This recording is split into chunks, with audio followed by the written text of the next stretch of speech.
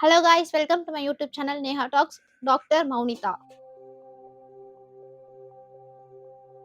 நம்ம இந்தியால நைட்ல சுதந்திரம் வாங்கினதுனால என்னவோ தெரியல, நம்மளுக்கு இன்னும் விடியலே வரலன்னு நினைக்கிறேன். கொல்கத்தால இருக்க RG Kar medical college and ஹாஸ்பிட்டல்ல 31 வயசான பிஜி சீனியர் டாக்டர் மௌனிதான்றவங்க ஆகஸ்ட் 9 அன்னைக்கு 36 மணி நேரம் வேலை செஞ்சு ரெஸ்ட் எடுக்கிறதுக்காக காலையில 3 மணிக்கு ஹாஸ்பிட்டல்ல இருக்க 3வது மாடி செமினார் ஹாலுக்கு போயிருக்காங்க. அந்த ஹாஸ்பிட்டல்லையே சஞ்சய் ராயின்றவன் ஹாஸ்பிட்டல் புரோக்கரா ஒர்க் பண்ணிட்டு இருந்திருக்கான். அவன் நைட்டு 2 மணிக்கு அந்த ஹாஸ்பிட்டல்லையே குடிச்சிட்டு 3வது மாடி செமினார் ஹாலுக்கு போயிருக்கான். அது கேமராலயும் ரெக்கார்ட் ஆயிருந்திருக்கு. அந்த டாக்டரை கொடூரமா ரேப் பண்ணிட்டு அவன் அங்க இருந்து போயிருக்கான்.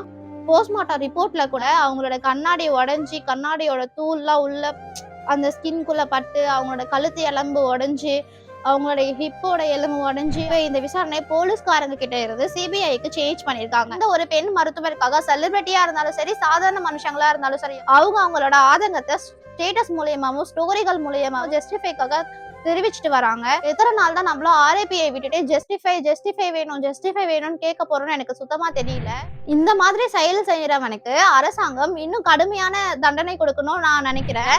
இந்த மாதிரி செயலை செஞ்சவனுக்கு எந்த மாதிரி தண்டனை கொடுத்தா கரெக்டா இருக்கும், சரியா இருக்கும்னு நீங்க நினைக்கிறீங்கன்னு கமெண்ட்ல சொல்லுங்க.